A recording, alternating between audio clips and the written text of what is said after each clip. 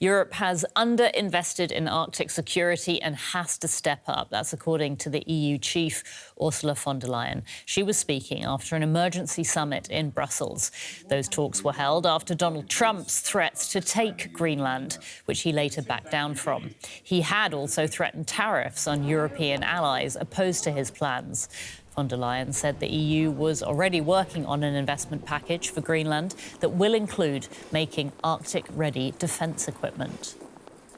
Have collectively underinvested in the Arctic and Arctic security. So right now, we are working on enhancing the EU relationship with Greenland.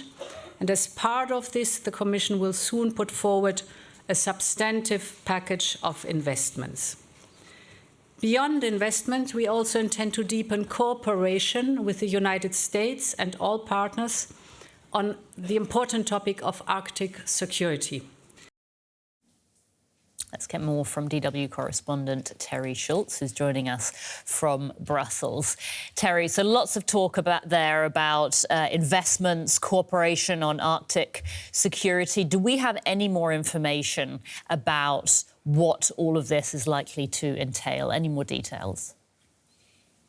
We really don't. You heard Ursula von der Leyen there say that she would be coming forward with a package of investments, but no more details were given last night in this overnight, actually, press conference there by the European Union leaders. But, you know, this has been a problem that was recognized even over the last years as Greenland has talked about moving to become independent from Denmark. They said that they've been neglected, and this is something that has been recognized both by the European Union and by NATO. Denmark itself is putting billions more of investment into Greenland to make the semi-autonomous territory feel that it is part of the Kingdom of Denmark, and to also head off this independence drive. That has become all the more important, of course, as the United States has sought to increase the fracture between Greenland and Denmark. Now, I think there will be much, much more attention to this now, as nobody really knows for sure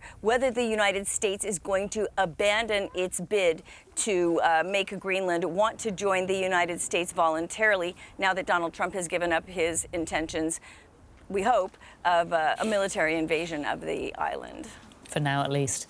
There was a lot of talk, as well as, you know, the talks about investments and cooperation, a lot of talk about Europe becoming more independent. Did this emergency summit show, though, did it suggest that Europe really is ready to step up and act as opposed to just talk about what it wants to do? Again, not a new theme, right? We know that, Anya. Europe has been saying it needs to become more independent for a long time. But this, in fact, was perhaps the first time in recent memory, certainly the first time in the face of Donald Trump's threats against the EU, that Europe did really, I think, cross a red line. You know, they came out after this threat of 10% tariffs on the countries that had stepped up to assist Denmark with security assistance and say, this is too much. You will not blackmail us. That word was used a lot. And they called this meeting to really tee up the economic retaliation tools that the EU does possess, perhaps putting back on the table this 93 billion euro package of tariffs on U.S. goods, and of course the anti-coercion instrument, what they called a trade bazooka, which has never been used before and which was developed with a view to using it against China. This would be something that would limit U.S. companies' access to EU markets, and the EU, the European leaders, definitely do believe that this was one of the reasons that Donald Trump backed down, that it was perhaps made clear to him by advisors that it would really cost him domestically. Now, we don't have any data to prove that this is one of the reasons why he changed his mind, but it certainly is a theory that European leaders were using last night at their summit. So, Terry, where does the transatlantic relationship go from here, then?